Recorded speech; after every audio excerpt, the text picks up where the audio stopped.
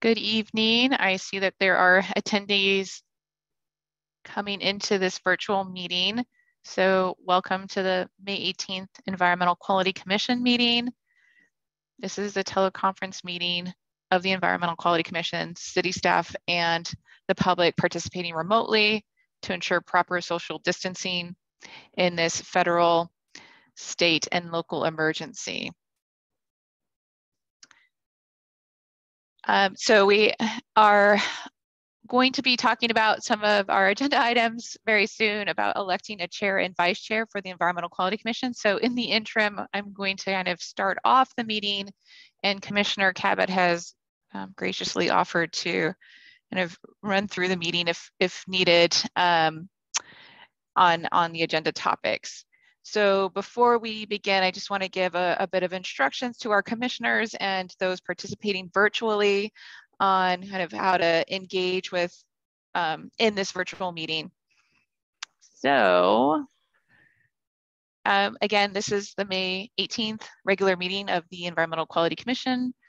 They meet every third Wednesday of the month, and thank you so much for attending, and we welcome you. We do ask that members of the Environmental Quality Commission remain on screen for the duration of the meeting. You'll be able to control your own webcams and microphones, and staff will engage webcams and microphones to make presentations and respond to the members of the EQC. So for those of you who are in attendance as a member of the public, and if you wish to provide public comment, after for this meeting, after I call for public comment on an item you wish to speak on, you can engage the raised hand feature. So it's usually in the participant list, it's next to your name. There's like this option you click that says more. You should be able to raise your hand. If you're having issues with that, I encourage you to either email myself or Ori Paz, who's our management analyst on this call. So my email is rllucky@menlopark.org. So it's got two L's, rllucky@menlopark.org, or Ori Paz, which is Paz Ori, spelled as it is on the screen here at menlopark.org. So we'll try to help you through that. And once you raise a hand, I'll have the ability to unmute your microphone. You could provide the public comment you wish to provide to the EQC. And then if you are calling from a landline, you can press *9. That helps us understand that you're raising a virtual hand. So again, that's *9 if you're using a landline or a cell phone. And so this concludes the instructions for the meeting. And I believe we have 4 commissioners here tonight. So thank you for attending. We do have 3 that advised that they wouldn't be able to attend the meeting tonight. So with that, I'll be going through roll call at this time. And if you are here, just say present or here. So Elkins. Commissioner Elkins. Present. Okay. Commissioner Ebb is not here. She let us know. Commissioner Cabot. Here. Commissioner Headley, I'm sorry, you just told us. It's Headley here. Headley, thanks. And Commissioner Lynn also advised that they wouldn't be here today. Commissioner London. And she also did advise she wasn't going to be able to make it. Commissioner Schmidt. Here. Thank you. So that concludes our roll call, and we do have a quorum to continue the meeting of 4 commissioners. And so the next agenda item is general public comment. So the public may address the Environmental Quality Commission on any subject that's not listed on the agenda. And each speaker can make public comment for a limit of 3 minutes once. The EQC can't act on any items not listed on the agenda other than to provide general information.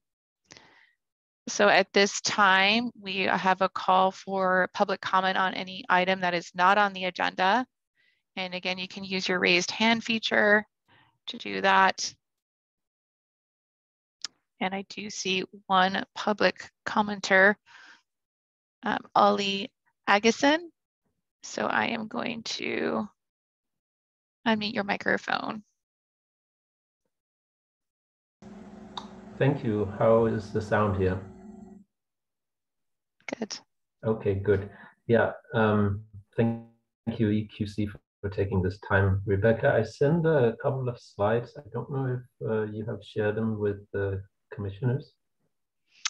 I haven't shared them, but we do have them, and we can get them up on the screen, and you can let us know when you want us to change the slide. Yeah. And so we'll be able to do that. That looks great. It will be keeping the time though, so I'll let you know when you have, about a half a minute left. Does that work for you? Yeah, thank you. Okay, thanks. You may start. Okay, great. Yeah.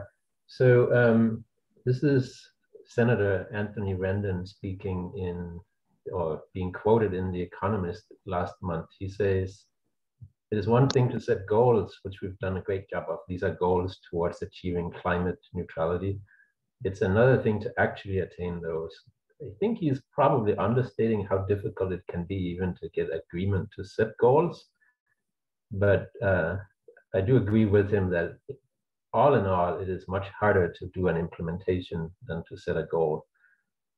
These two sentences point to the possibility of there being two kinds of gaps that could apply in Menlo Park. Menlo Park would have a gap in setting sufficient goals to reach climate neutrality. And Menlo Park could have a gap potentially in implementing, working towards completing the goals that have been set. It is my impression that Menlo Park, as of now, has both kinds of gaps. And to get a grips with that, I put together an approximately half-hour, 25-minute presentation that today I'm asking if the EQC would consider allocating time for to listen to it at a future meeting. Let's go to the next slide. I think this would be a good time to talk to the EQC because there are new members. It's a time when we're finally coming out of the pandemic mindset, and we need to open up our aims towards the future, not just the present. The presentation goes ahead to place Menlo Park's climate action plan into a wider context. The starting point is the Paris Agreement of trying to achieve global warming of no more than 1.5 degrees by the end of the century. To do that, an enormous problem must be solved with a very high degree of urgency. The scope of the problem is so large, and in fact is still growing because we continue to increase our dependence on fossil fuels. The degree of urgency is unlike any other at that scale. Previous energy transitions have played out over decades, if not 50 to 100 years. We have, by and large, a decade to accomplish this one. So the presentation tries to firm up how one might go about managing this as a project so that it actually gets carried out and executed on. And I think to speed up the progress, we need to have a new mindset. And this is difficult because we've already done one sort of mindset change, which is from just replace the thing you had that wore out with one similar to it, to a, at least I can upgrade to something that's less polluting. I can buy an EV next time my car breaks down. I think we need a second mindset change to speed up progress. And that is to go from reactive to proactive replacement or upgrade of polluting devices. Excuse me.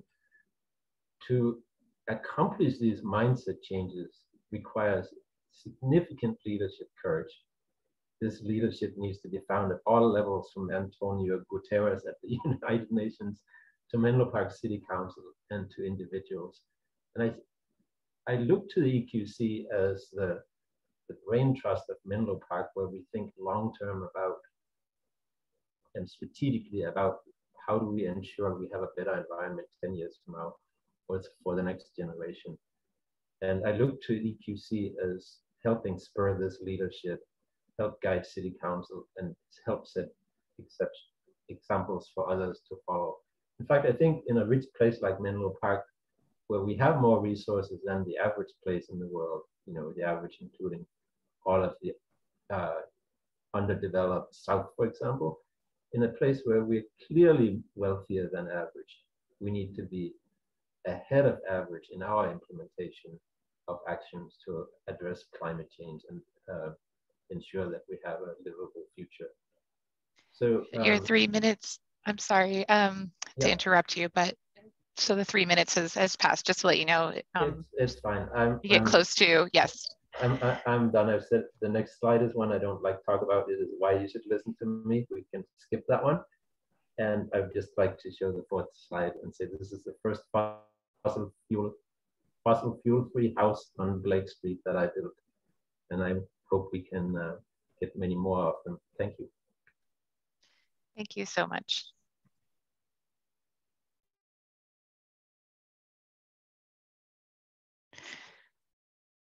Okay, so at this time, if there's any other members of the public or those in the attendance of this virtual meeting that would like to speak on a non-agenda topic, please use the raised hand feature. If you're on a landline, you can use *9.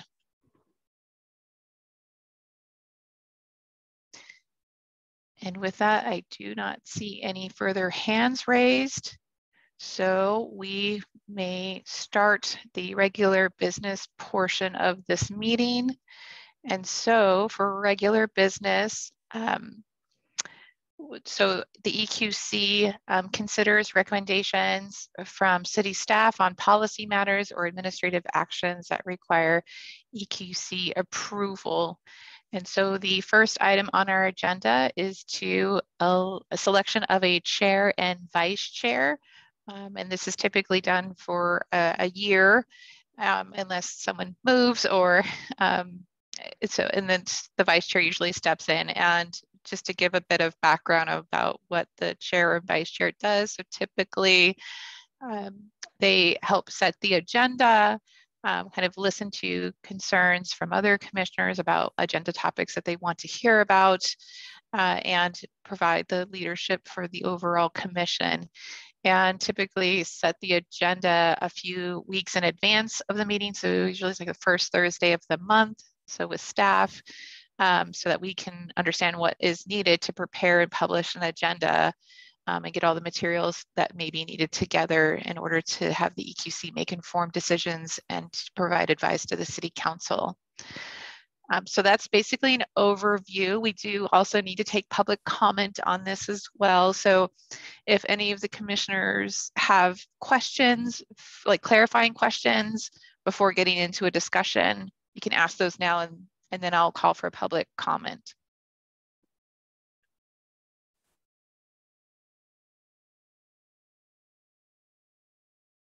Great, so I think I did a pretty good job explaining what the rules are. It's pretty straightforward and many of you have attended public meetings.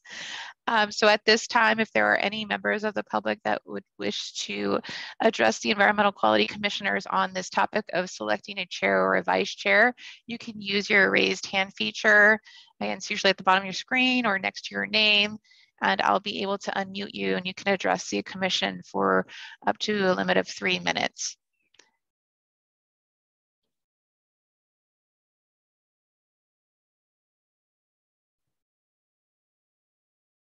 So at this time, I do not see any hands raised on this agenda item, which is D1, selection of a chair and vice chair. So commissioners, you may feel free to discuss the selection of the chair and the vice chair for over the next year. Thank you. Thank you, Rebecca. So I guess at this time, I'd be interested in putting my hat in the ring to take one of the seats of either being chair or vice chair. And hopefully there's others among you who would like to also do that.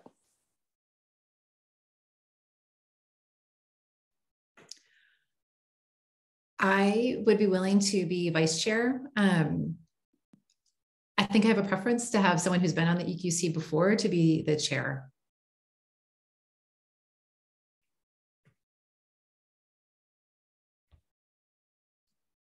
Okay, well, for me, that works for me.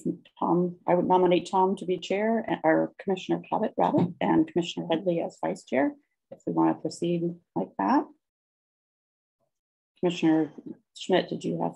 Would you? Yeah, I I thought about it, to be honest, and I totally agree with the approach. And if you take a second, then I'll happily be a second. A second being you're interested in the vice chair role? Oh, no, sorry. A second for the motion. Commissioner Elkin's motion to accept the accept both of you to be those roles. Right. So it sounds like we have a motion and a second to appoint myself, Commissioner Cabot, and as chair, and Commissioner Headley as vice chair. All those in Just favor? for clarification, so the motion was presented by Commissioner Elkins and seconded by Commissioner Schmidt. Yes? Yes. Okay, great. Correct. Thanks. So I will go through the whole call of who is present at the meeting to support this motion and seconded motion. Commissioner, I'll go by who's on my screen. Commissioner Headley, I'm so sorry. I'm going to get that right. I swear. Do I just say yes? Yes. Agreed. Yes, we do need a verbal confirmation. So it's just so it's recorded. Commissioner Schmidt? Yes. Aye. Commissioner Elkins? Yes. Commissioner Cabot? Yes. Okay, motion passes. And with that, I will hand the meeting over to our new chair, Cabot, and vice chair, Headley. Am I getting it right still? Oh my God, Headley, okay. I'll practice that while Commissioner Cabot's taking over the meeting. Thank you. Well, thank you, Sustainability Manager Lucky. All right, and our next item on the agenda is item D2, to approve the March 16th Environmental Quality Commission meeting minutes. And there's an attachment in the agenda for that. Sustainability Manager Lucky, we have, I think, an interesting issue where only a couple of us were at the meeting. So I don't actually know if we have enough to approve the minutes. So yeah, even if you weren't at the meeting, you can approve the minutes. So that's definitely doable. And we would just need to call for a public comment, and then the EQC can discuss. All right, and so at this time, I'd like to call for any public comment on the minutes of the March 16th meeting of the EQC. And just as a reminder, you can use the raised hand feature, and I'll be able to unmute you, and you can speak for up to a limit of 3 minutes.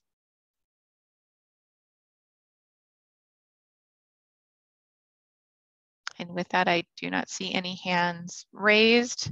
I return the meeting back to you, Chair Cabot. Thank you, Ms. Lucky.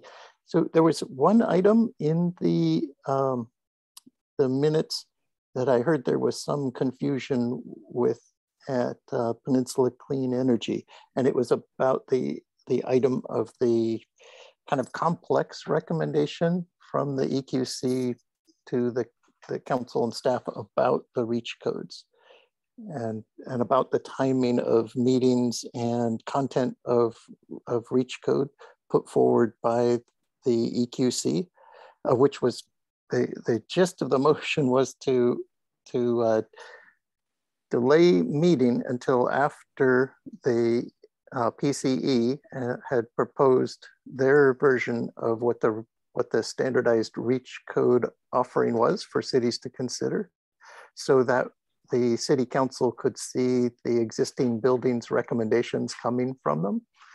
And so we know that creates a time crunch, but then there were also parts of the recommendation dealing with what to do later in the summer with approval, and then whether to approve something that could, with a suggestion that the council might consider approving something this year that goes into effect a year or two later. So there were nuances to the timing issues there, and so hopefully, we'll be able to get those clarified with for people reading these minutes, what those actions are.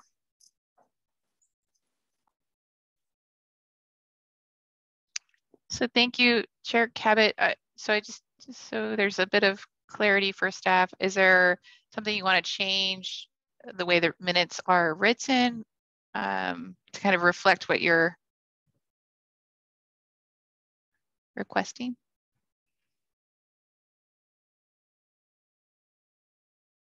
Let's see.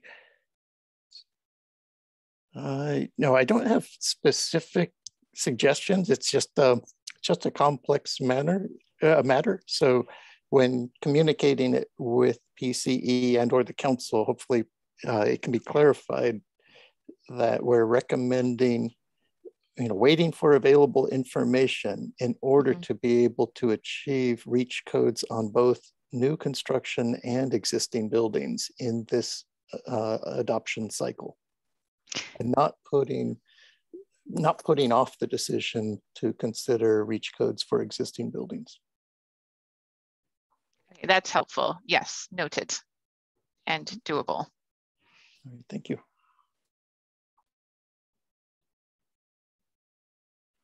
And so with that note, I move approval of the minutes of the March 16th meeting.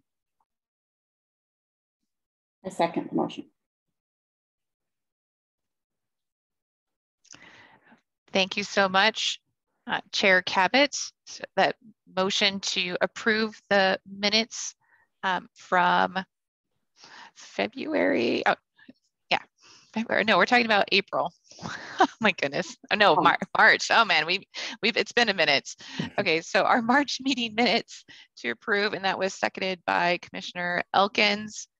And I will go through roll call. Commissioner Schmidt. Is it okay to ask a quick clarifying question about some of the actions? Because I attended and remember part of the conversation about what Commissioner Cabot was saying, but I was a little unclear if there was going to be a revisiting of like the block power offer until after we have more information, or is that off the table completely?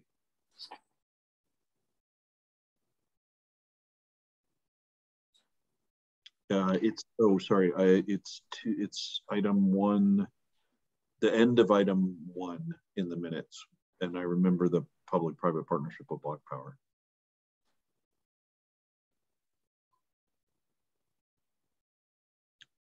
Would you like me to respond, Chair Cabot, or do you want to respond and I can fill in?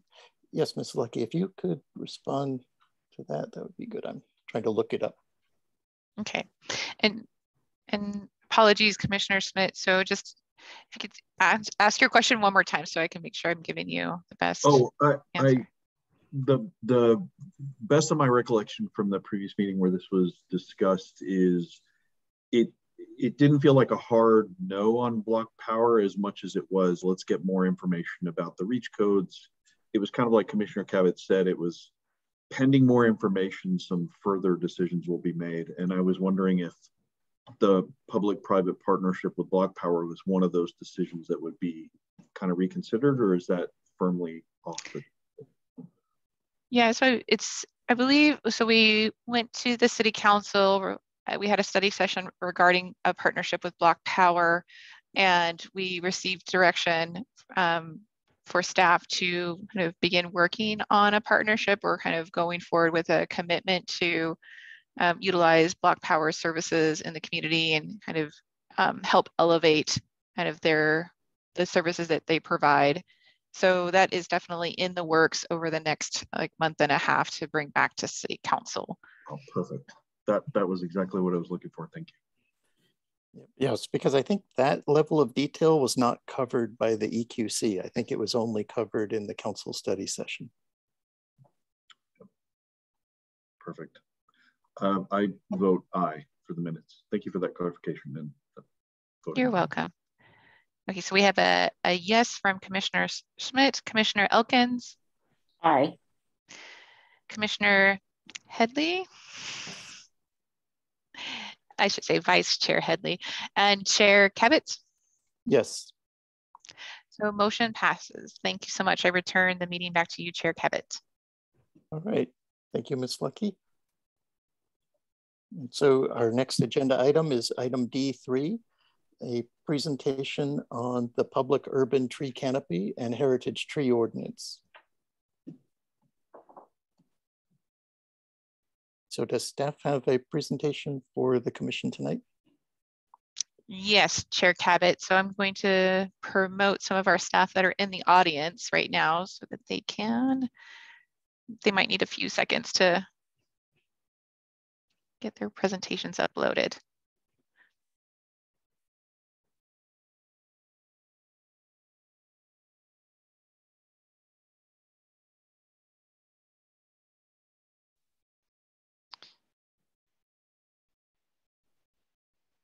Rebecca, is the presentation showing?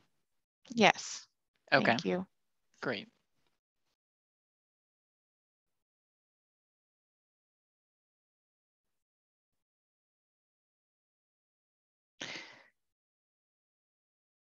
So it is my pleasure to introduce, I think most of you, well, a couple of you, because we do have new commissioners, but know our management analyst, Joanna Chen.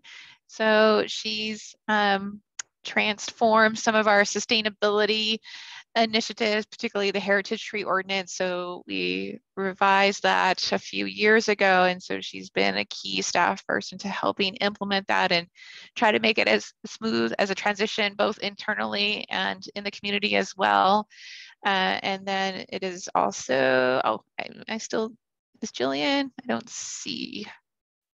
Yes. Oh, and also Jillian Keller, who is our new city arborist. So we are so pleased and honored to have our new city arborist to help navigate all of the nuances of our public urban canopy, as well as supporting implementation of the Heritage Tree Ordinance. And so I think we're going to be starting off with Ms. Keller, and then Joanna will be reporting out on Ms. Chen will be reporting out on the implementation of the Heritage Tree Ordinance. So thank you both for attending the meeting. And typically we do provide the Environmental Quality Commission an annual report on how the urban canopy is progressing, and I should say the public canopy versus the private. It's a little bit difficult to kind of navigate what folks do on private property with trees beyond the Heritage Tree Ordinance. So that's kind of where we look at kind of what we have more control and authority over. And so that's what we're reporting on tonight.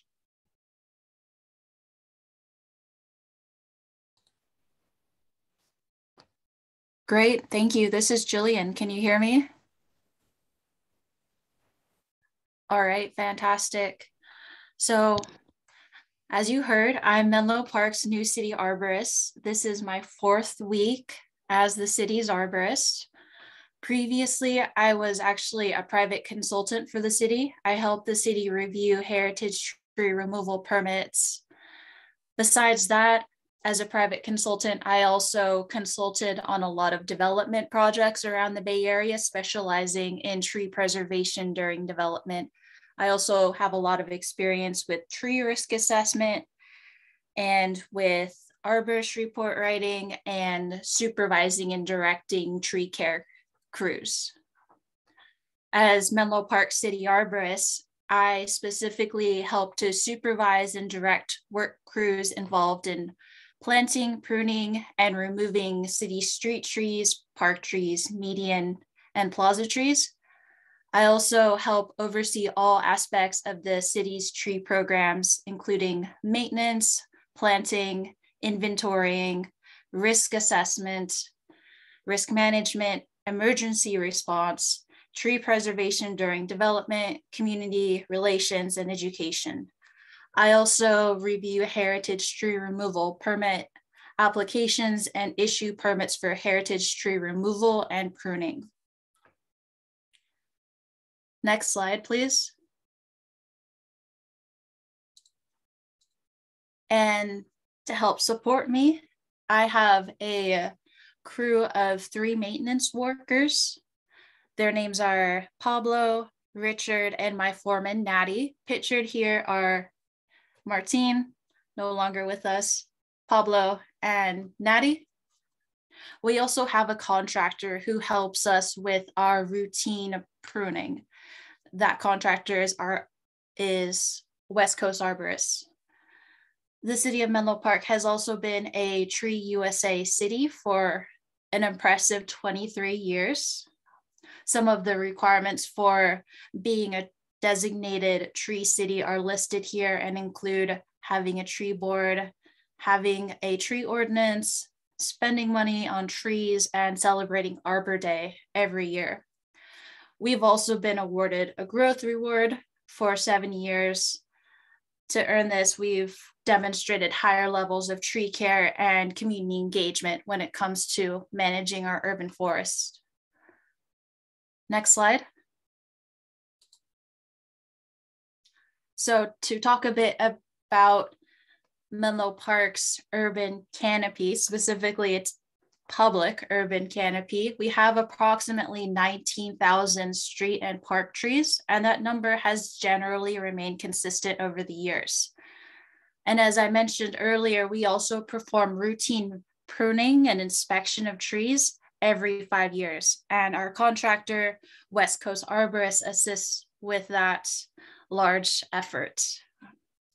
Some of the most commonly occurring species in Menlo Park include the California native coast live oak, American sweet gum, and London plane. And here are some numbers for you. This data is updated as of April 29th, 2022. We've planted about 170 trees, pruned many more trees, and removed about 152 public trees. Next slide. Street tree requests and reporting. So residents of Menlo Park can request street trees be planted in the sidewalk in front of their property in the public right of way. Those trees are generally planted by the city and maintained for the first 2 years with regular watering until they're established. Afterwards, we prune and inspect the trees on that regular 5-year cycle. For lower income areas and for disadvantaged communities, the nonprofit organization Canopy has a wonderful program called Branching Out that helps low-income communities plant and maintain their trees. I believe both public and private trees.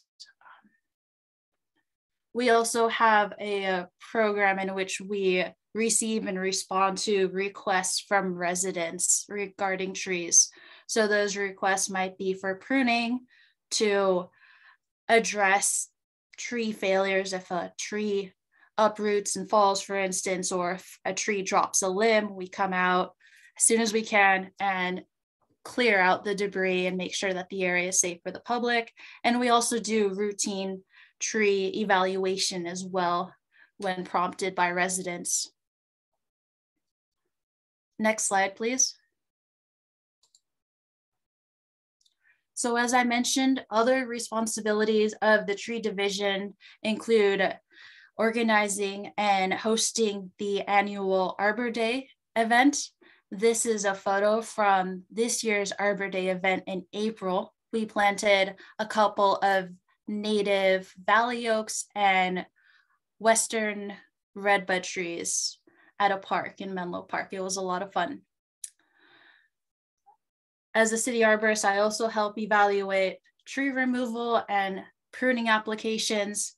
And it is also the responsibility of the city arborist to help revise the heritage tree ordinance and the administrative guidelines on a regular basis and implement those. Next slide, please. So I've been talking so much about heritage trees, but what are heritage trees? So any native oak tree that is 10 inches in diameter and larger is considered a protected heritage tree. Any other species at least 15 inches in diameter is also considered a heritage tree. We also have special designations for heritage trees. Those designations come from City Council. So heritage trees are protected and regulated by the City of Menlo Park. Permits are required for removing and pruning those trees. Next slide. So why do we have a heritage tree ordinance? Next slide.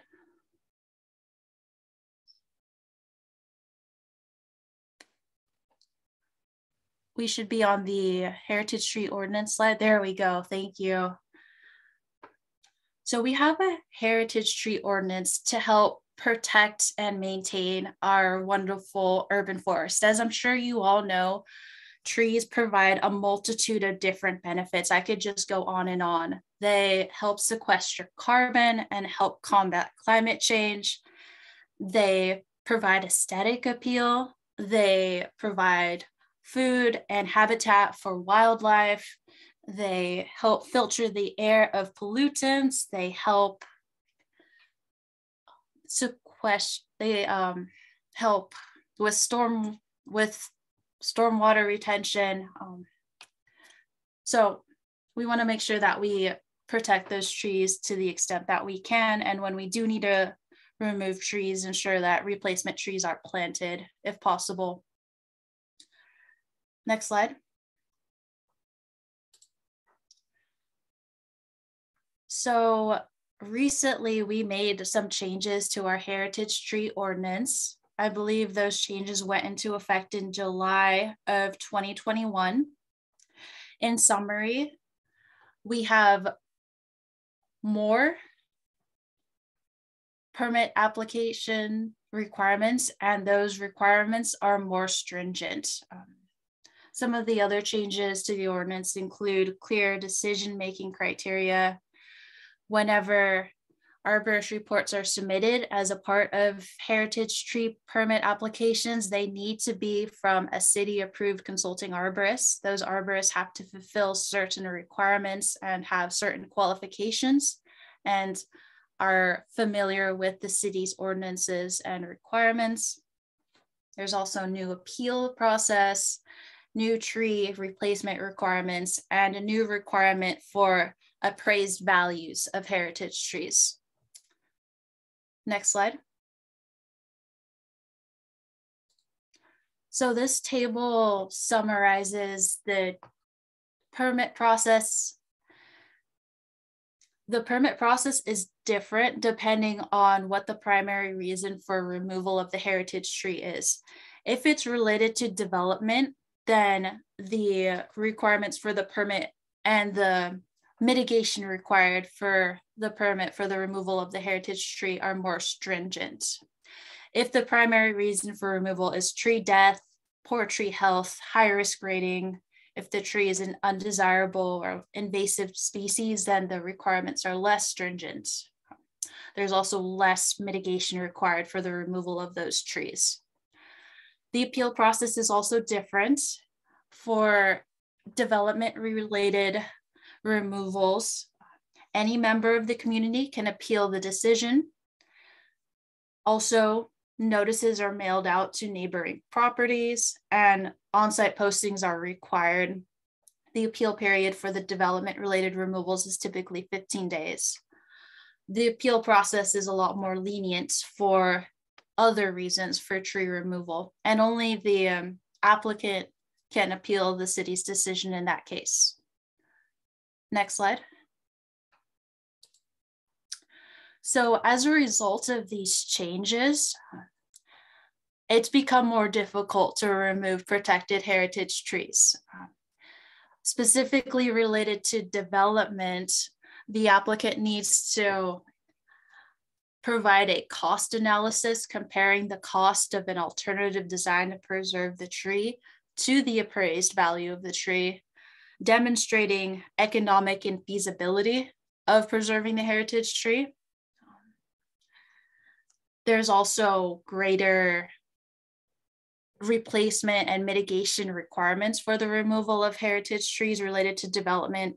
For instance, you might have a beautiful coast live oak proposed for development because unfortunately it's located in the footprint of a proposed ADU.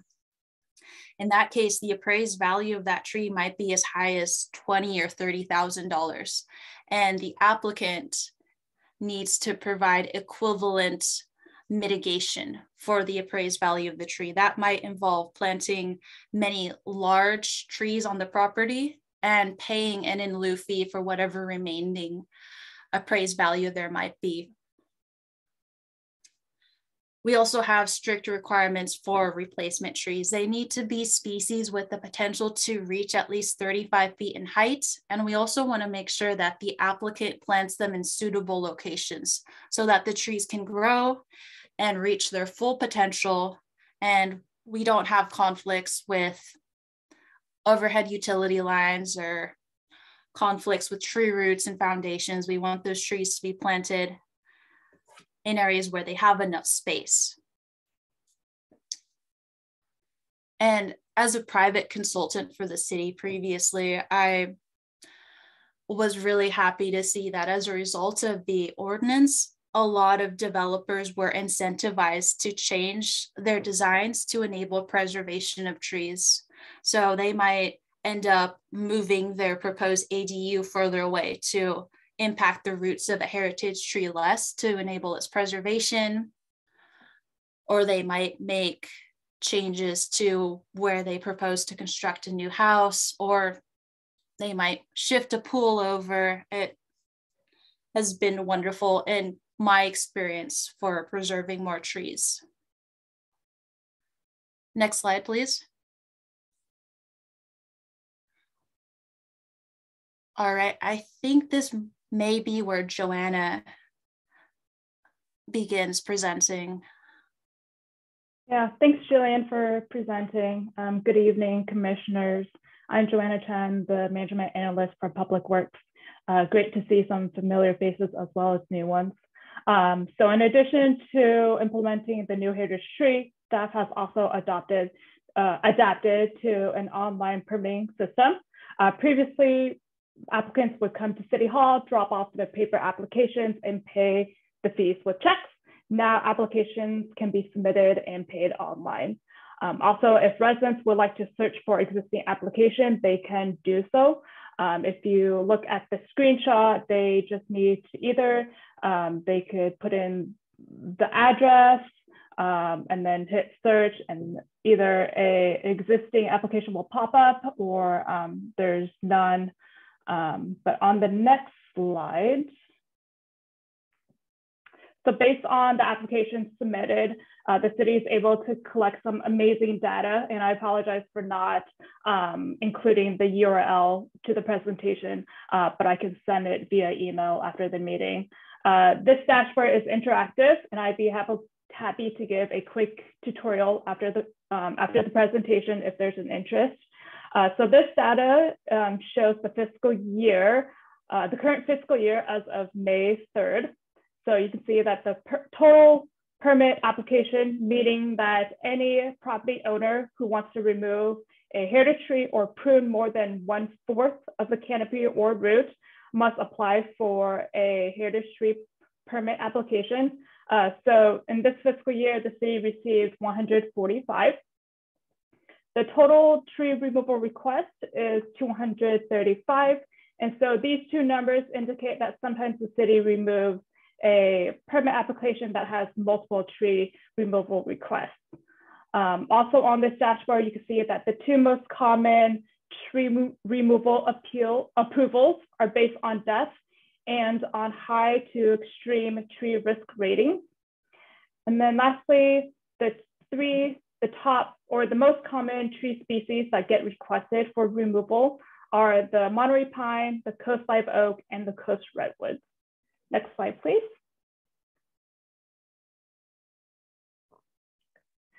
This table shows a comparison of last fiscal years with this fiscal year's heritage tree permits.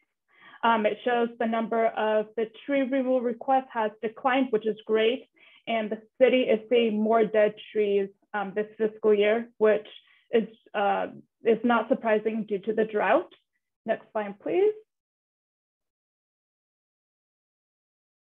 And these are projects that the staff is currently working on, such as updating the admin guidelines, which acts as a supplemental document to the Heritage Tree Ordinance. We're also working on updating the trees webpage, We're in process of hiring an additional maintenance worker, and we're working towards adding more consulting arborists to the approved list.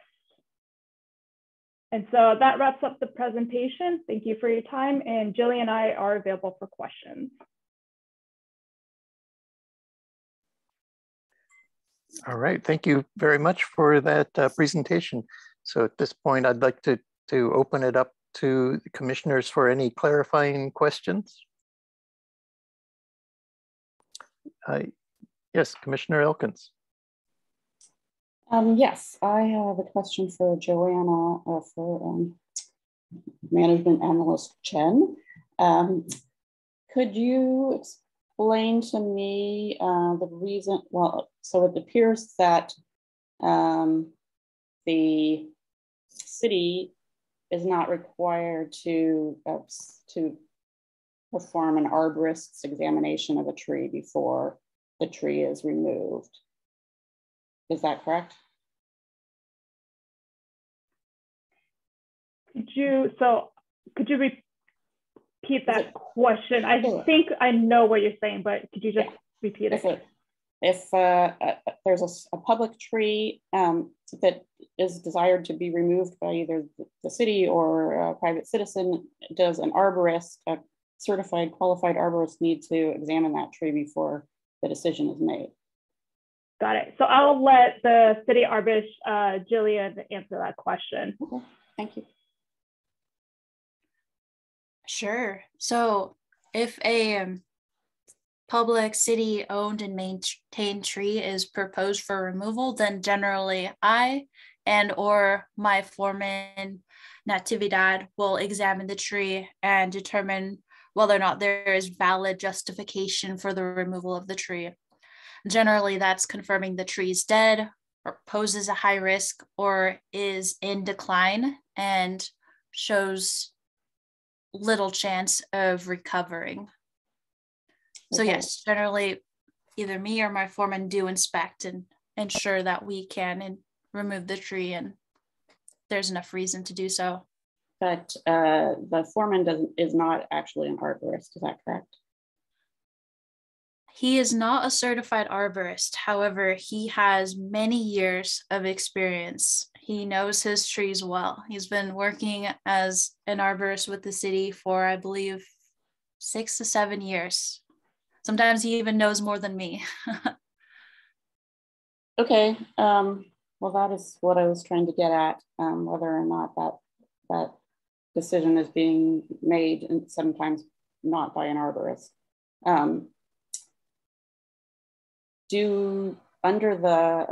Another question, under the ordinance. So at this point, we're just asking clarifying questions, Okay. Then we'll go to public comments and then commissioner discussion. Great, okay. So are there any clarifying comments about what was the content of the presentation? And I see Commissioner Schmidt.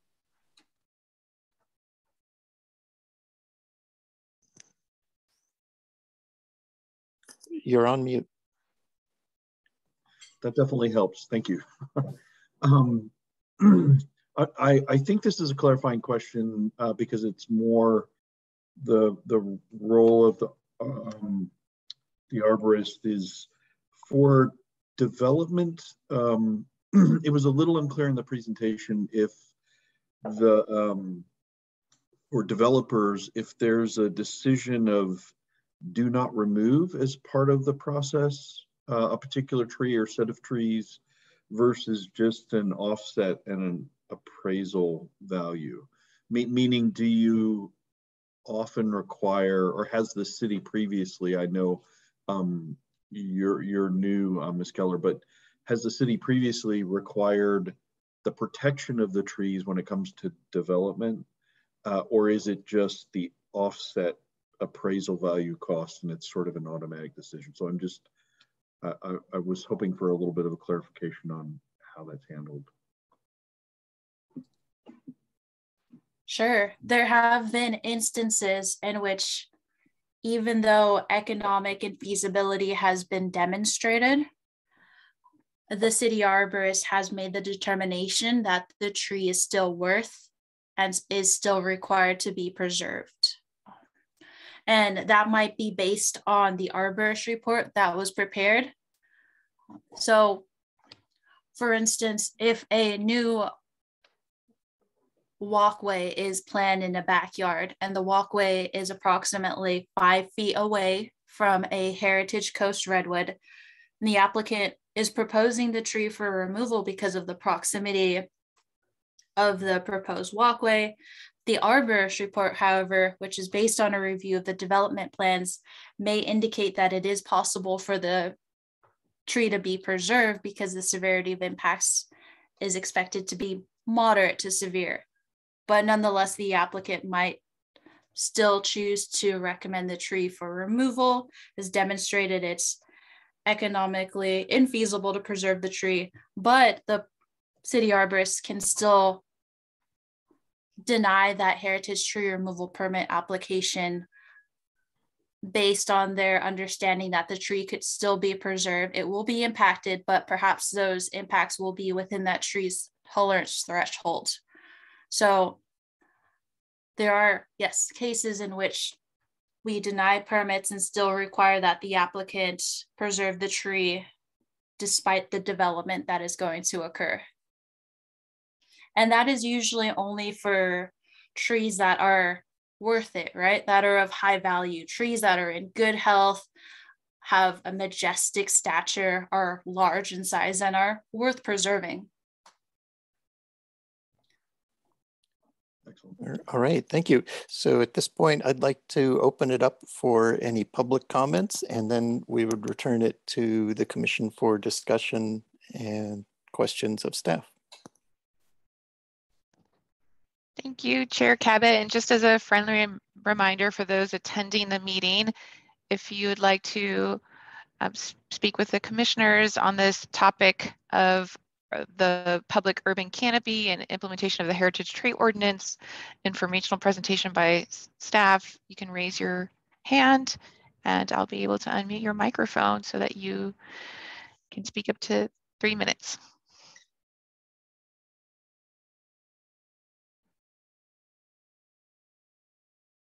Okay, with that, I do have a hand raised. John McKenna, I have unmuted your microphone and you should be able to speak. Thank you. Okay, thanks. Can you hear me? Yes. Okay, great. The only public comment I have is I love trees. I'm pro trees, and I would love to see more trees planted by the city, especially around the parks. You know, with our planet getting warmer, I love the shade that trees supply, and I would love to see more trees planted, you know, in the Bellhaven area. I think that could provide a lot of relief for residents. I think there was some statement about the number of trees remaining constant over time, which is great, although I'd love to see the number of trees increase if possible. And I don't know how all that plays into our drought and what it takes to sort of plant new trees and get them going. But yeah, my only public comment is that I'd love to see more trees if possible.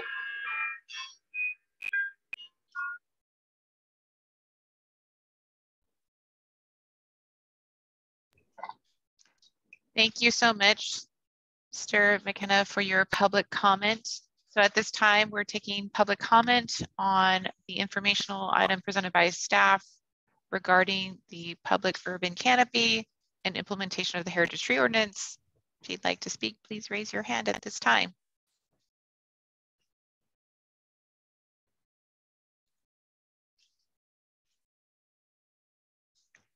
With that, I do not see any hands raised. And I return the meeting back to Chair Cabot. Thank you. All right, thank you, Ms. Lucky.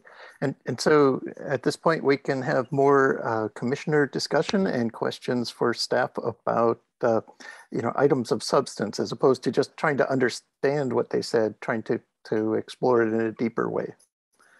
So we're beyond the clarifying stage now. Do any commissioners have things they'd like to question or explore? Yes, Commissioner Smith. Thank you, Chair Cabot. So the second part of my question was, you know, less clarifying and more around the balance of development versus preservation versus what John was saying about more trees.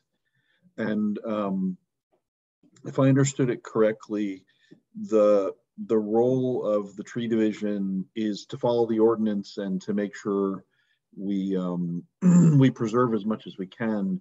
But I guess the question is, could we consider more of a strategic approach? Could we consider an approach to plant more trees, to get students involved, to educate students beyond just preservation, but the important role of trees in climate change? So moving from an ordinance and a permitting kind of mindset, would we have the ability to put a 3-year strategy in place to plant more trees and get, you know, the community involved and things like that? So I am just curious about that idea with both Jillian and her team, but also the other commissioners.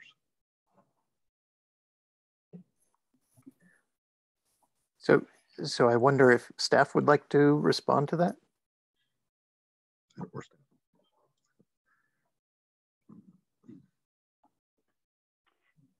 Great question, Commissioner, and maybe the city arborist can speak a little bit more to it.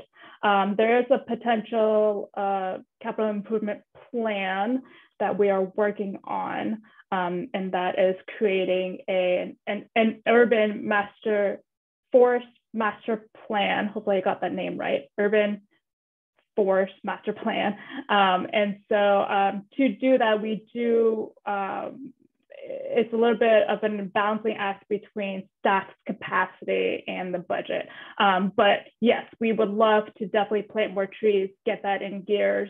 But as Jillian had, or the city arborist has mentioned, this is, you know, her 4th week. She's still, you know, in training. So once we get up to speed, once we get everything going in smoothly, we hope to have that in place. So yes, that is definitely something in our mind. Yes, thank you, Joanna. To reiterate, the city of Menlo Park does not yet have an urban forest master plan. However, I believe we should have one after I've settled into my new role, and perhaps within the next 5 years. I would really like to work on developing an urban forest master plan for the city of Menlo Park. It would involve quantifying our urban forest canopy cover. It would include both public and private trees, and to use that information to help set goals for tree planting and for increasing canopy cover, especially in areas where canopy cover is lower. Of course, as a part of the tree planting, I would like to engage the community, involve children, focus on education and the importance of planting trees, and informing the residents of Menlo Park of the many benefits they provide. So that is something we're considering and are very hopeful to begin working on in the next few years. All right, thank you. And Commissioner Elkins. Yes, thank you. I'd like to go back to the ordinance and ask what the basis for the city's exemption, self-exemptions from the arborist requirement, arborist report requirement for the removal of a tree is. I've read the ordinance myself, and it doesn't specifically exempt the city from the requirements of the ordinance. Maybe somebody can help me understand what I'm missing. For street tree, there is a specific ordinance for street trees, and that is underneath the street tree ordinance. Underneath the heritage tree ordinance.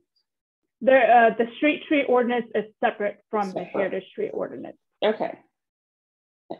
Great. So that is helpful information. So under that ordinance, which I haven't looked at, it's permitted for decisions to be made by a non-arborist. Is that correct?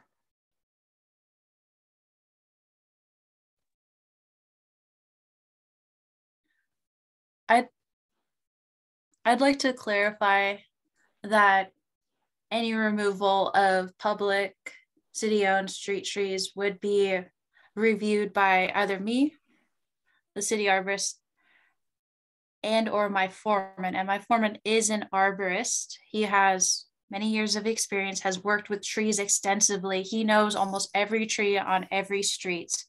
He might not be an International Society of Arboriculture certified arborist, but he really knows his stuff. And since I've joined the team about 4 weeks ago, he has been informing me of proposed removals of public trees. He's been sending me photos, and I've been going out to those properties myself, in addition to confirm that the trees are dead or they're diseased, declining, and confirming that there is valid justification for the removal of those trees. And I'm not doubting Mr. I'm sorry, his last name is Alamo. Alamo, like the city, is that right? Yes. Thank you. I'm certainly not doubting his qualifications, but I just am trying to get a clear understanding of what the requirements are and whether they're being followed precisely. So I'm not sure, because I haven't read the language yet, if a certified arborist is required, or whether just any, if the city can make its own determination if a person is qualified to be an arborist, whatever an arborist is, or whether, okay, so that's my first question. Does the street tree ordinance require a certified arborist to make these decisions, or is Mr. Alamo considered qualified by the city? I mean, I know obviously our arborist considers him qualified, but I want to know if it's following precisely within the parameters of the ordinance.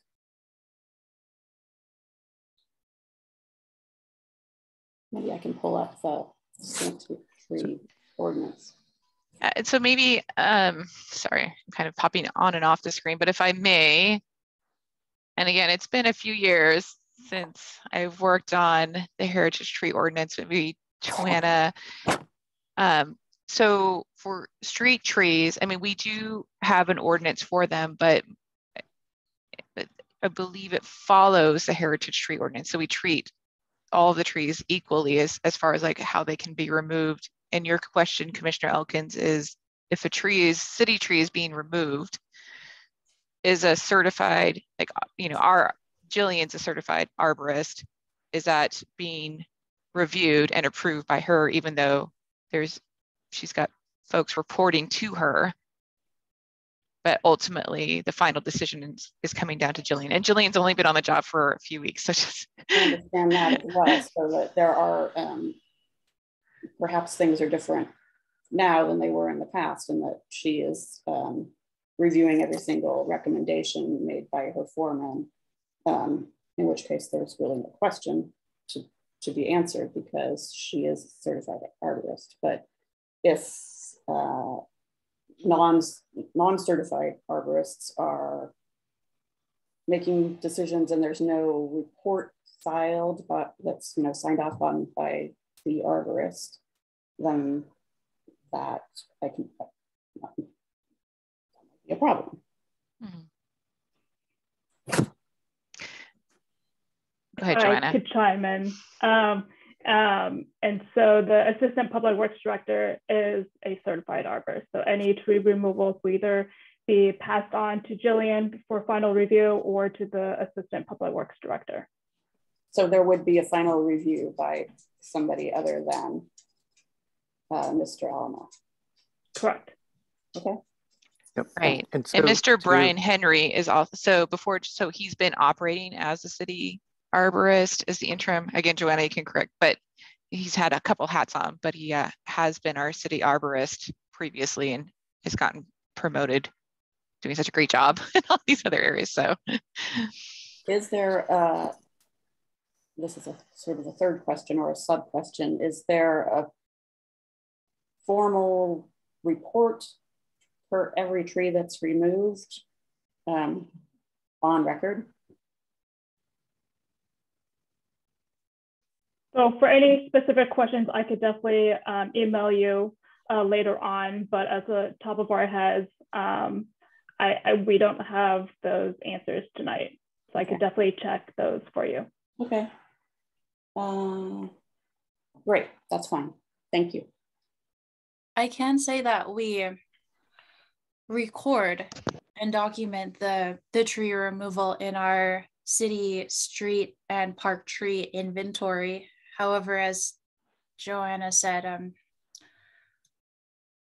I don't believe there's a formal arborist report prepared for each and every public tree that's removed. And I would also like to add that we usually only remove street and park trees when they're dead or when they're nearly dead or when they pose a significant hazard to the public. And that is either verified by me or, before I joined the team, Brian Henry, who was previously the city arborist as well and has experience and certifications. Thank you. All right, thank you. And Vice Chair Headley.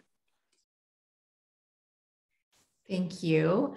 I really like the idea of us having an urban forest master plan. I have to say I was a little bit shocked by the idea of having it in 5 years. Like I would love for us to have something sooner than that.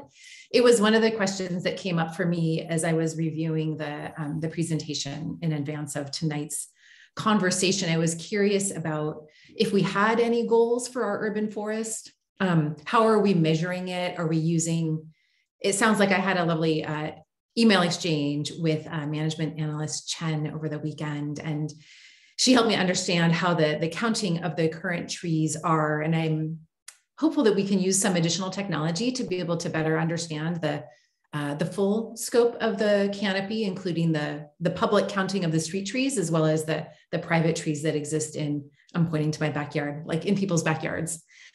And I was wondering, like, if we're thinking about this urban forest master plan, I'm wondering if that could be accelerated in its timeline, if it was part of what we were doing around the climate action plan, like maybe as part of the 10% that we need to work on our carbon sink. So I guess that's more of a statement, but if you have any reactions to that, I would love to hear.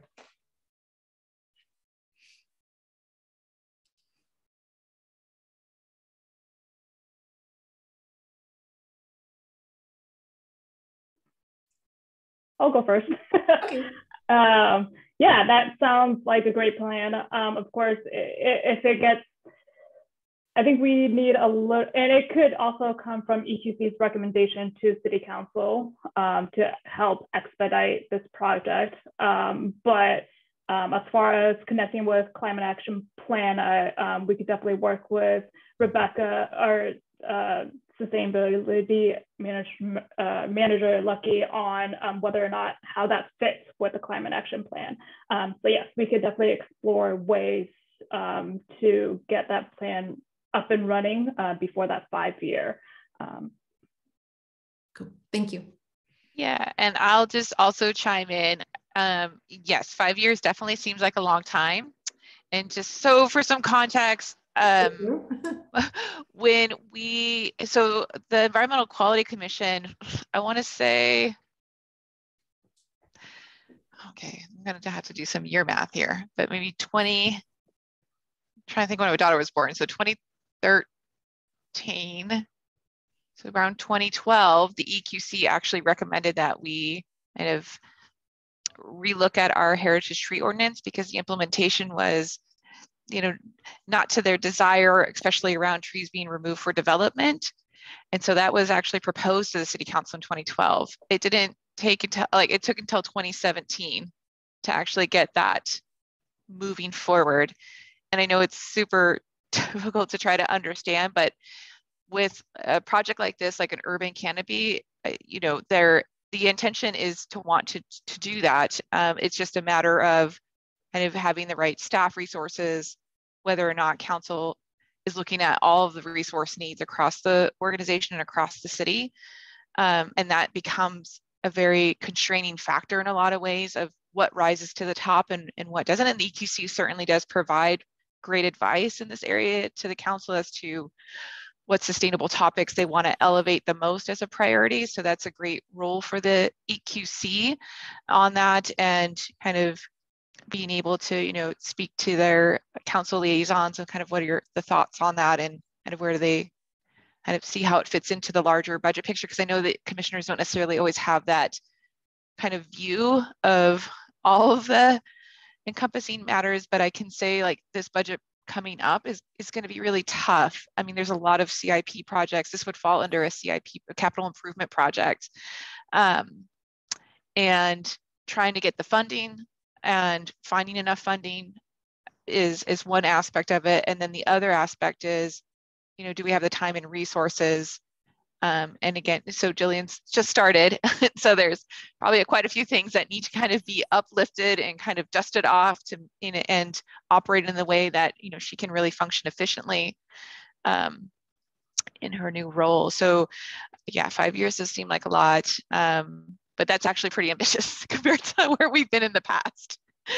I so appreciate the context from both of you, helping me understand, working in this governmental capacity is new for me. So thank you for sharing how that works. And if there's anything like I or we can do to help accelerate some of these things, please, keep us posted. Thank you.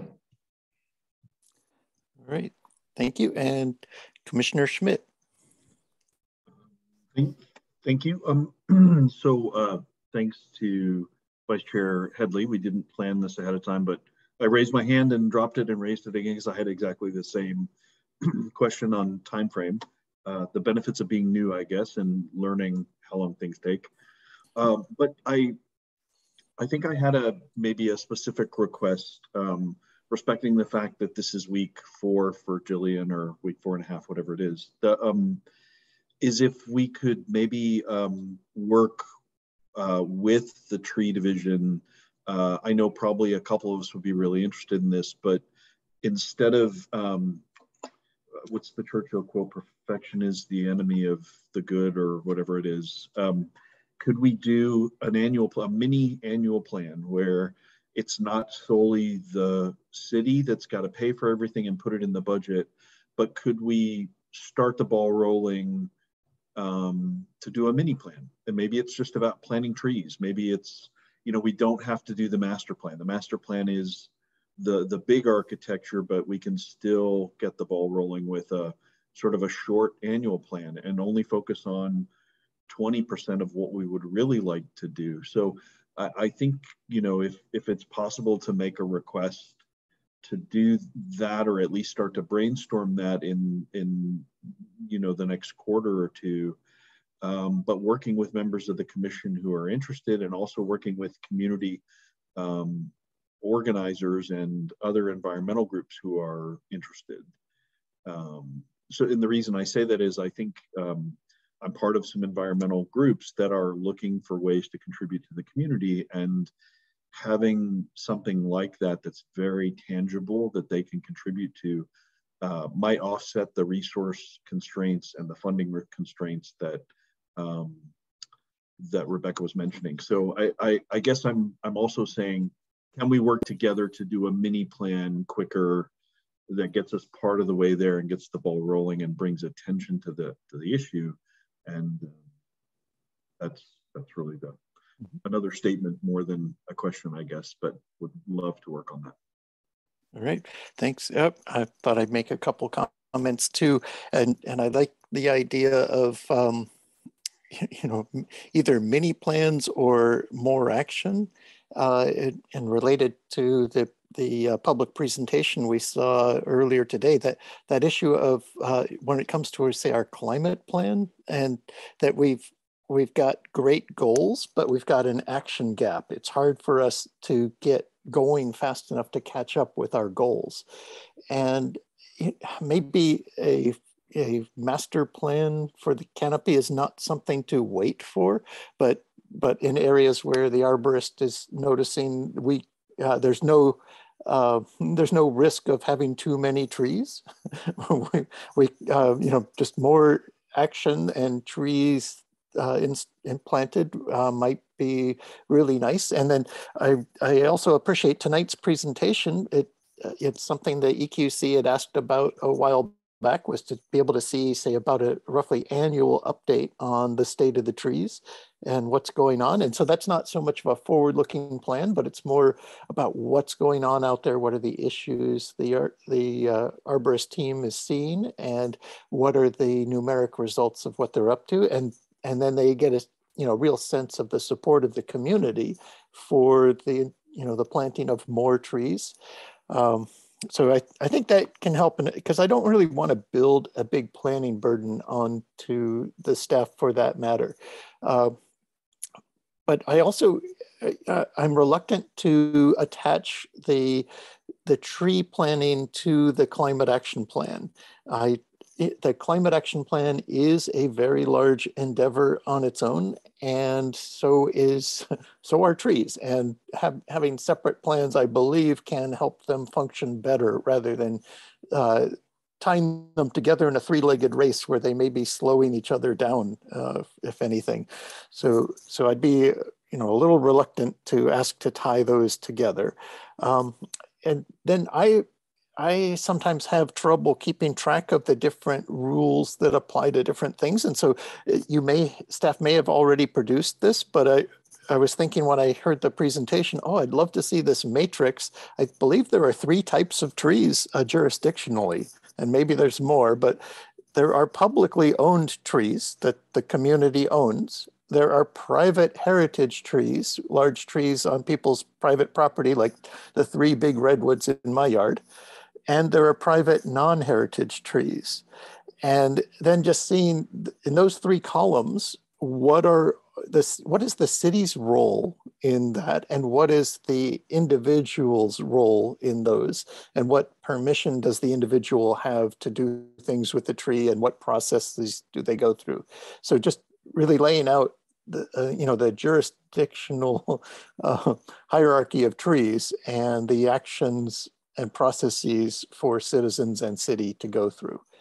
So that would maybe help me, and maybe it already exists. But I thought I'd check once more around the board, and it looks like I don't see other comments. So I'd like to thank the staff for this really enlightening discussion and showing us the plans, and welcome Arborist Keller.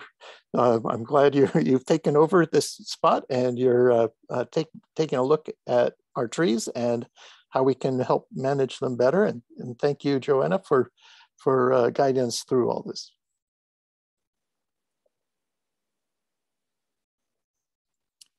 All right, so yeah, and I've lost my view of the agenda. One moment.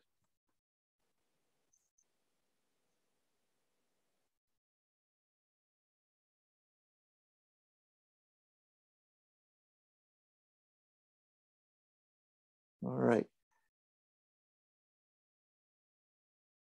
So item E1, reports and announcements from staff and commissioners.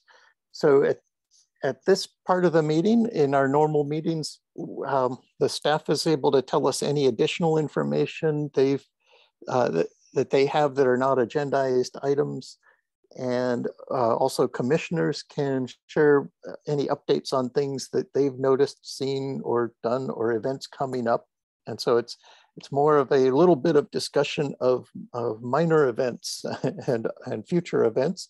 And then, it's also a time if you want to start asking about agenda items you'd like to see in the future, we can start making a list of those. And so those can be discussed as well. And actually, so I'll toss it over to staff to see if they have any announcements from staff. Thank you, Chair Cabot. And I realized when we were in our practice session that we were going to kind of do a round of introductions, and I totally failed. So maybe it might be good to introduce 2 of the 3 new commissioners, and they can give us a little bit of background. I know everyone's really excited to join the EQC, and so we're so happy to have the new members. I think the EQC had the most applications at all the commissions, so that's so great. It's pretty competitive. So I'll probably, if that's okay with you, Chair Cabot, so I can correct my faux pas there. No, not a problem at all. I think, why don't all of us commissioners introduce ourselves, and so you get to hear a little bit about us and share your interests related to the EQC, and your kind of project areas that really strike your interests. So if there are any volunteers to introduce themselves first.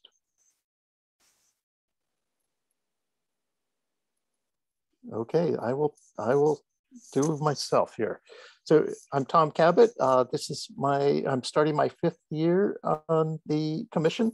I am an environmental engineer by training, and then I was an engineer for the city of Palo Alto Utilities for about 30 years, doing solar engineering work and utility resource planning for their gas and electric planning groups, helping line up the resources for them and really starting them on the way to their 100% carbon-free electric portfolio. And then I'm also a mechanical engineer, and I, since retiring from Palo Alto, I do a lot of work just on a pro bono basis with a number of environmental groups working on the climate problem.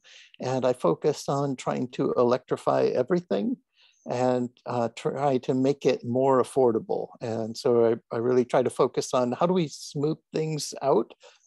How do we make great load shapes that are easy on the grid and easy on the home electric panel, those kind of things. And I really do enjoy working with the commission and the city staff and the council on policy matters and operations, and just, but I recognize that as commissioners, we're really in just an advisory role, and we advise the council about policy, but we get to have discussions with staff. We don't direct staff at all, but we can ask them lots of questions and use them as a resource to try to understand the situation to help make our advice to council better.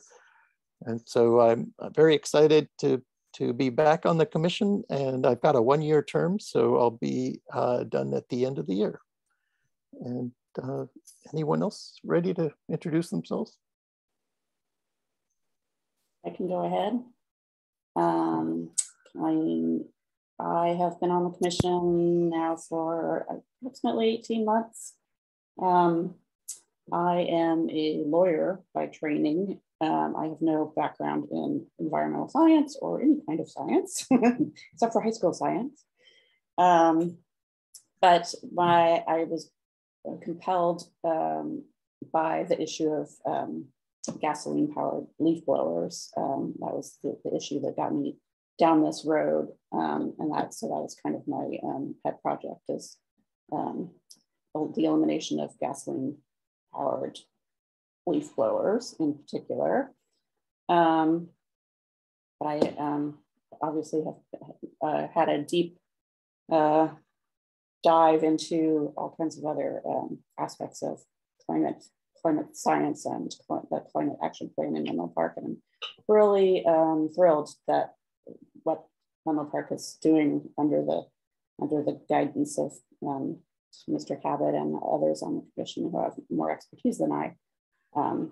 So climate change in general has become a more important thing to me as a member of this commission. That's it. All right, thank you. Anyone else? Go ahead. Oh, I was going to say, go ahead, Jeff. I see you're unmuted. I'm not great with the mute button. Okay, well, I'll go. My name is Jeff Schmidt. I'm the CEO of a nonprofit called Ignited. And we, in a nutshell, we bring together coalitions of sort of like-minded community-based organizations to promote workforce development and advanced science and technology subjects for students. And so what that really means is, for us, is topics like artificial intelligence, sustainability, green jobs. How do we get that into the hands of kids much quicker than they get access to that stuff today? Mm-hmm. And you know, the innovation to education gap is really huge. Sometimes things happen in environmental science that a student will never find out about in high school, and that is a problem in our system. So that probably explains a little bit also of my interest in the EQC, because one of the biggest areas of focus for us is green jobs and sustainability and clean tech, and my interest is really, as Chair Cabot said, my interest is really to bring together coalitions of nonprofits, community, city, staff, and just all get us rowing the boat in the same direction as best we can. So my personal interest is not only doing outreach to the community, but more than that, getting students really actively involved through the Office of Sustainability, through the offices of the community offices of education, finding funding for these projects. I could probably go on and on, but I tend to be very action oriented, so I will do my best to rein that in with the cycles of government. But I think, like Vice Chair Headley, I will always sort of push for faster and more action, and you know, this is a pretty urgent thing, I think, for all of us. So I'll stop there, but that's just a little bit about me and my interest in the EQC. All right. All right, thank you. Shall I go? Yes, please. So I'm Nancy LaRocca Headley. This is my first meeting. I have a 4-year term, so I'm excited. I feel like I'm just getting started. Well, obviously I am just getting started. Professionally, I work as an executive coach and a team development consultant. And like when I zoom out, I think about my work, like my bigger work is about helping bring vision into form.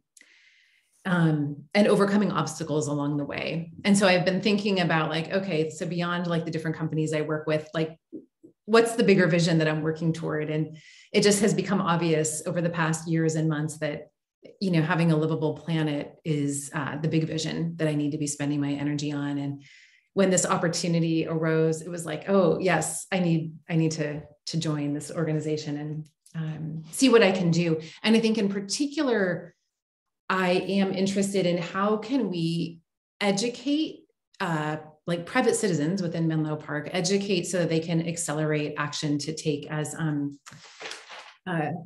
Ole Agason was speaking at the beginning of our meeting, like how can we all accelerate this transition that we're in? And, you know, we are like collectively, I think, a fairly well-resourced community. And if people knew what they could do and we made it easier for them to do it, I think we could move this along faster. So that's a particular area of passion for me. Yeah, especially because it seems like the cars and the buildings, like the houses, you know, those are the two biggest emission sources for Menlo Park. And I think that lies in the hands of many, many private citizens. So the more we can do to educate them and help them make the transition, I think that will really help. I'm also very passionate about trees. So I was excited that our first meeting was all about trees and how to save them and nurture them. That's it. All right. Well, thank you. Welcome, new commissioners. We're so glad to have you on the team, and your new energy and experience and these different areas of focus are going to be very helpful to us. And the commission has various subcommittees that are able to meet more frequently than the whole commission. We meet about 10 or 11 times per year as a whole commission, but subcommittees that are smaller than a quorum, so smaller than 3, 2, or 1 people. And I was just checking with Ms. Lucky about sharing the list of subcommittees, and because I have not memorized the different subcommittees that we have, but at some point we ought to be discussing these subcommittees and seeing what people want to be joining into and working on, because like you've both been expressing, we are in a climate crunch. We really do have to accelerate. And since I spent 30 years working for a city utility, there aren't many entities that can be slower than a city utility. But we used to have an expression of being able to work at full city speed. And that was when we were going fast, but staying always within the lines, and that's not what's needed in a crisis. And we saw as the COVID pandemic hit that the city was able to pivot, and their staff was able to pivot and rapidly deploy policy and change maneuvers, bring up IT systems like the Zoom meetings, and do all kinds of things. And so they have all this capability to respond to emergencies, but we just need to as a community, decide how we prioritize responding to the climate emergency among the other day-to-day pressures and other, sudden emergencies like pandemics or things, or droughts brought on by climate change, firestorms, et cetera. So we've got to be figuring out how do we work with the community to work on both the long view and the short view at the same time and move up to the speed that it takes to get things done. All right. So let me just ask Ms. Lucky, if you, were you able to find the list, or maybe we can bring that up at our next meeting as an agenda item to have members work their way into subcommittees. Yes, thank you, Chair Cabot. So I do have the list, but I need to kind of dust it off a little bit because it has some of our former commissioners on there. But we have the Building Decarbonization Subcommittee, the Transportation Decarbonization Subcommittee. There's no one on that one currently. And for the Building Decarb, it's Commissioner Evans and Chair Cabot. So there potentially a third person could join that one. The Transportation Decarb is totally open. And then there's a Climate Adaptation Subcommittee. So that currently has Commissioner Elkins on it. So 2 more commissioners could join that one. And there's a Climate Outreach Subcommittee that currently has Chair Cabot on. And then we have a Trees and Sustainable Initiative Subcommittee. That's currently Commissioner Elkins. So there's opportunity there. And then the Gas Powered Leaf Blower Policy Subcommittee. That was, as Commissioner Elkins mentioned, one of her passions to joining the EQC. All right, thank you. But yeah, so I think it's a good point to probably revisit and figure out which ones folks would like to join. Right, and is that just normally a regular agenda item? Yeah. Yeah, okay, so maybe we'll try to do that at our next meeting. And then, so we're still in the topic though of kind of reports from staff and commissioner that they, just general things not on the agenda that they'd like to share.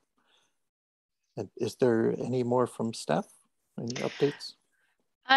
So since our last meeting, been working on, kind of touched on it, the Block Power partnership. So working with Menlo Spark and Commissioner Evans on this topic. So we're trying to bring that forward as quickly as possible over the next month. And then back to your point, Chair Cabot, about what are we doing with the REACH codes? Like how are we presenting that? And so I think we're still waiting on the Bay Area Initiative Group. So that's the 3 counties that are working together to put forward recommendations for existing buildings. They have put forward their new building recommendations. So they've got quite a bit of proposals, particularly around EV charging for multifamily and hotels. They're looking at, so they have proposed for cities to consider removing exceptions and kind of a few other items. So the meeting that staff was able to attend in April, that had other city staff attending, there was a poll question about when cities plan on bringing forward existing building measures. And so the indication that I received from that, or the observation from the polls, it seems like a lot of cities are still needing more information, having a lot of the dialogue internally of what would work. And so there's 20 cities that attended. So 30% of those cities said that they would be looking at something along the line of existing buildings toward the end of this year, early 2023. And then the remaining 60% was much further out. A lot of them were, I would say, the larger cities, just because they have a lot of different sectors in that regard. So sometimes, a smaller city has kind of, less, I guess I would say, stakeholder sectors to kind of grapple with. So they could be kind of a testing ground for a lot of the policies. So yeah, that's where it stands. And so I think it becomes kind of like, what can we do with potentially new construction and kind of really supporting kind of CAP goal number 3 for EV charging? Or, do we kind of look at it holistically? And if we do, it's the timeline to implement it becomes more pushed out. So the effective date gets further pushed out the longer kind of we're unable to kind of get that general council direction. And so the reason why we do need council direction is the last time we received direction on anything related to REACH codes or building electrification was in August. And there wasn't any specific direction to kind of look at REACH codes. Although as a staff, right, it's my job to kind of let the council know, like, here's opportunities, here's ways to achieve our carbon neutrality goal. But, ultimately for me to kind of continue that work, I do need that green light from council, like through a study session, and that's what was outlined in the report back in March. So that's the updates right now. And also my daughter's turning 9 today. So yeah, I was doing all that math in my head. It seems like very long ago. All right, happy birthday to her. Yes, she's having a really good time. Good. All right, and so let's see, Vice Chair Headley. So the 2 things I would love to see in terms of future agenda items, well, one thing I think we already discussed is the subcommittees. So if we could maybe figure that out next time we're all together, that would be lovely. And then I was wondering, I don't know how reasonable this is, but could we get like a CAP update with metrics on a regular basis? I don't know if monthly is reasonable, but maybe quarterly, or at least have it on the agenda as like a regular recurring agenda item so that we can discuss where we're at. Yeah, that's a great idea.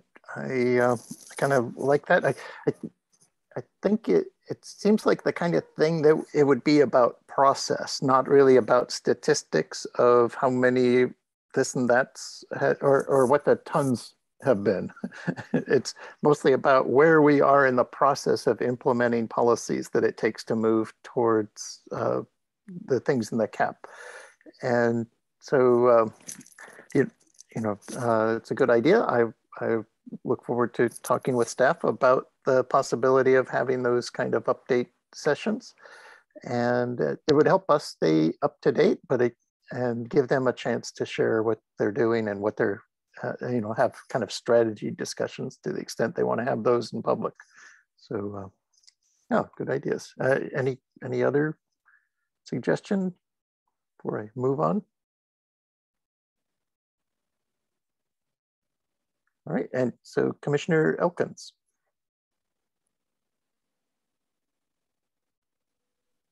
Okay, unmuted. Yeah, I just wanted to do a little update on powered leaf blowers, and because in the recent months, Palo Alto citizens have had a small revolution and inspired their city council to actually, for background, Palo Alto does have a ban on gas-powered leaf blowers in residential areas, which has largely been unenforced over the last, ever since it was created about 15 years ago, I believe, maybe longer, maybe 17 years ago. But a small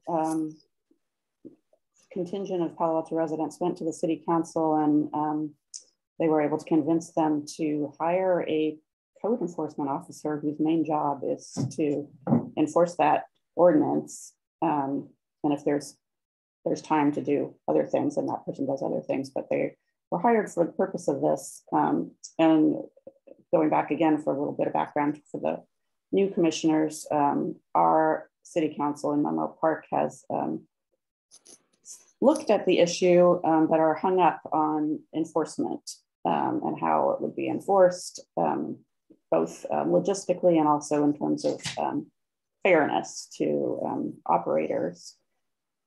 So that's where we are for the city of Menlo Park. And so I'm bringing this just a little bit of tidbit of information forward regarding the enforcement methods that they're using in Palo Alto. And so they have budgeted for this officer who will take citizen reports for the use of a leaf blower and illegal use of a leaf blower, and send a warning letter to the property. And then if there's a second report on the same property, then the officer will go to the property at the time. When you make a report, you have to say what time and day you observed this violation.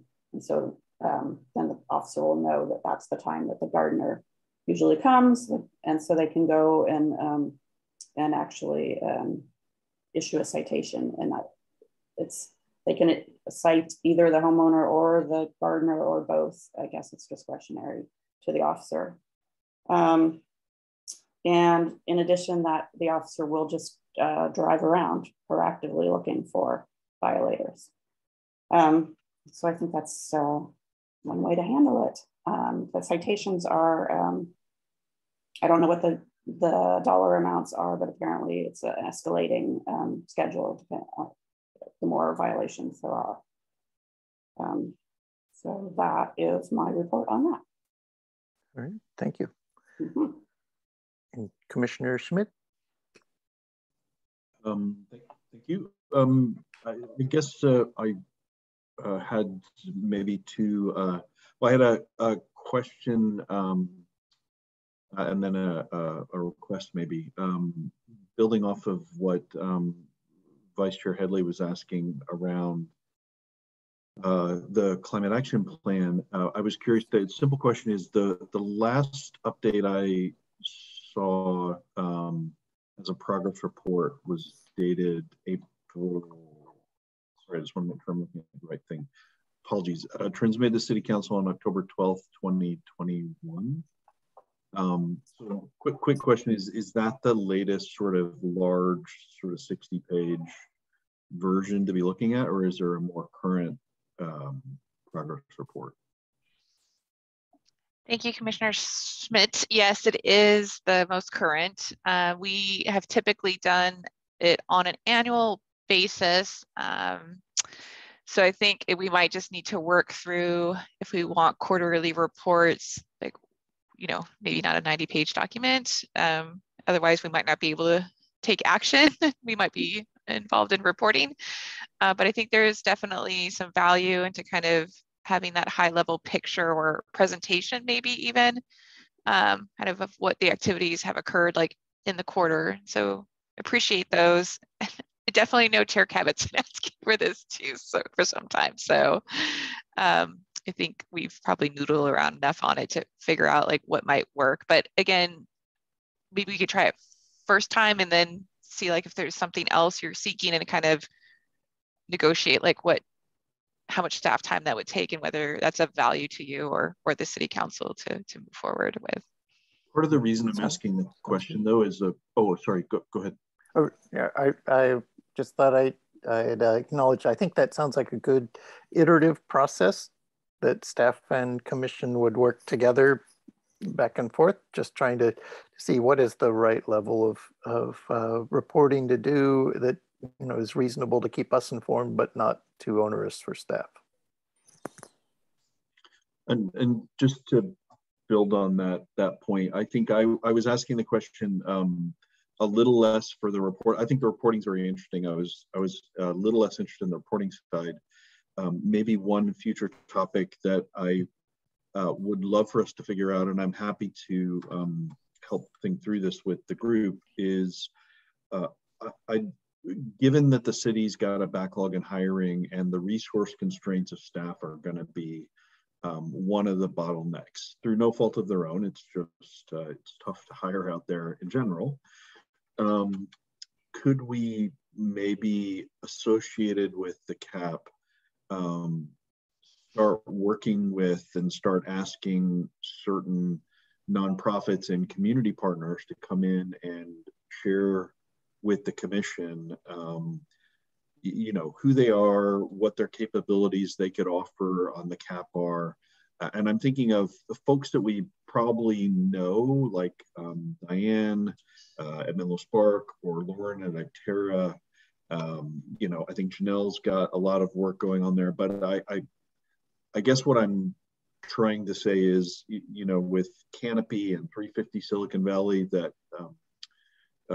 Chair Cabot and I are on, you know, there's a ton of community-based resources. And my concern is, you know, it's the responsibility of the city to kind of go it alone and make progress on their own and budget alone. And I actually don't know that that's totally accurate.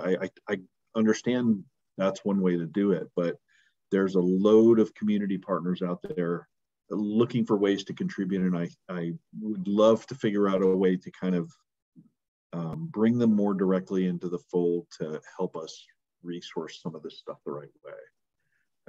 So I'm happy to put a proposal together, maybe a one-page something that we could talk about in future meetings, but maybe have them come in and talk to the commission about ways that they can help make all this happen. And I know a lot of them would be eager to do that. So hopefully that's something we could put on one of the upcoming agendas.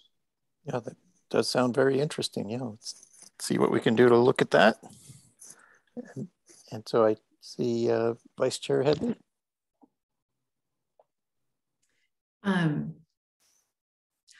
There were two things related to what Commissioner Schmidt just mentioned that I wanted to share. So just today, in fact, Diane Bailey pointed me to a 6-page update that was given about the Climate Action Plan to City Council in March. So I'd be happy to share that with you if you're interested. And I too, like, there's so many organizations locally that one of the ideas I had before I saw the list of subcommittees was, like, I was thinking like, oh, I want to be at all of these meetings, the Actera meetings and the Nature Conservancy meetings. And I was starting to feel overwhelmed by that. And I was wondering if there was kind of a divide and conquer strategy that maybe the commission used to connect with these different organizations. And I love what Commissioner Schmidt just recommended in terms of bringing them to us.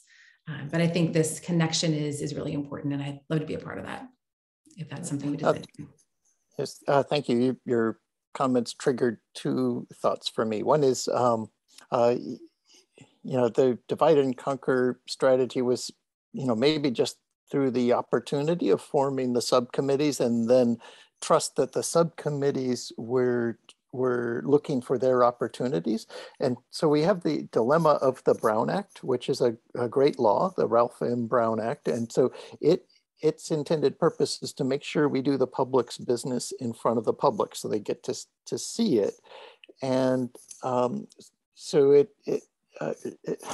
to comply with it, we have to do a couple of things. And so one, you mentioned sending something to us. And so the way we do that is we send things to Rebecca so that we're not engaged in a conversation that the public can't see about things. And then she sends it out. So it's not a conversation, it's just the sharing of the materials. And the same thing, if you wanted to send an email to all the commissioners, you send it just to Rebecca, our liaison, and she'll send it on to the others. And then the place you don't have to do that is in your subcommittees that are three members or less. Those can have direct communication between the members. So anyway, little tie-in for how we keep making sure the public's able to see what we're doing and stay on board with all those rules, and then also be able to make progress and work with other entities, and then bring decisions back for the whole commission to weigh in on from those subcommittees. Thank you for that mini education on the Brown Act. I appreciate that as a newbie. Oh, no problem. Yeah, it takes a little getting used to that. And also with the issue of the urgency of the climate problem, and then the Brown Act is just to make sure that we're not, opaque to the community. They're able to see what we're looking at and what we're talking about. All right, and Commissioner Schmid. Yes, thank you for that as well. So a mini request, because I was I was in the process of mailing out the large October update, but I would maybe make a formal request for Rebecca to send the one that I found online, just so that the new commissioners could see the big one and the small one in March. I think working off of the latest versions of that as a group would be great. And apologies for the other commissioners who may have already seen that, but that was a new find for me, at least. All right, thanks. So I've got a couple little updates to share. It feels like maybe a week and a half ago, I was able to meet with city, with Block Power at the city project where they're looking at the possible retrofit to electrification of some multifamily housing in the Willow Court and Willow Terrace area, just across the freeway to the north side of Willow Road. And so we were able to look at the electrical panels and things like that with the with Block Power and with the electrician for the project, and try to figure out these electric panel constraints and what are the possible solutions for helping electrify those properties. And anyway, it was a good meeting. And then just today, I was able to attend a San Mateo CCAG meeting, and I guess that's city and county governments meeting.